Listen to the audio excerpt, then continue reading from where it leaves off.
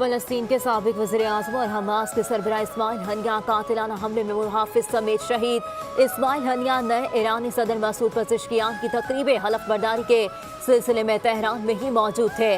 उन्हें रिहाइशगाह पर निशाना बनाया गया। मुज़ाहमती तंजीम हमास का बदला लेने का ऐलान। कहना है इस्माइल हनिया को यहूदी एजेंटों ने निशाना बनाया। हमला बुज़दिलाना कार्रवाई है। ईरान का कातिलाना हमले की तहकीकात के नताइज जल्द सामने लाने का ऐलान।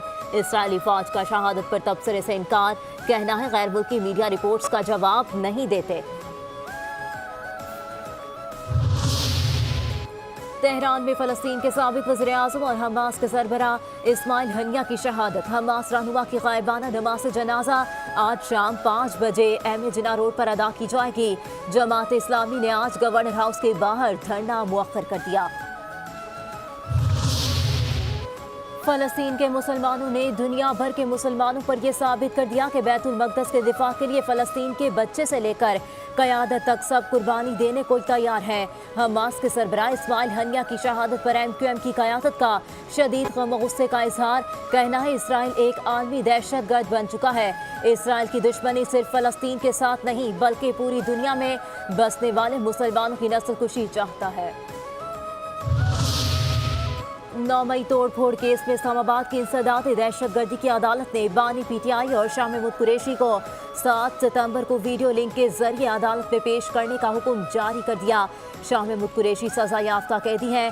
कौन सी जेल में है? जज ताहिर अब्बास सिफरा का सवाल। शाह महमूद सजा याफ्ता नहीं, लाहौर की कोर्ट लखपत जेल में है। PTI के वकील का जवाब।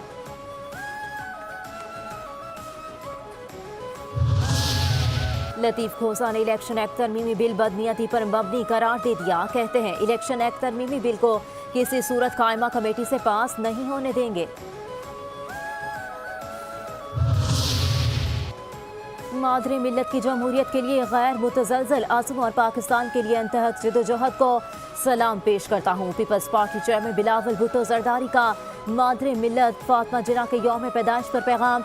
कहा फातिमा जिन्ना की आज़ादी, मसावात और इंसाफ के उसूलों के लिए वाबस्तगी हम सब के लिए तहरीक है।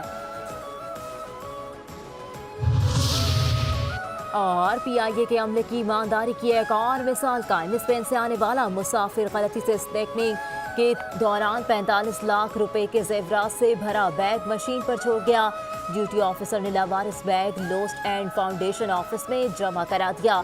बाद एयरपोर्ट मैनेजर के दफ्तर से बैग मुसाफिर के हवाले कर दिया गया।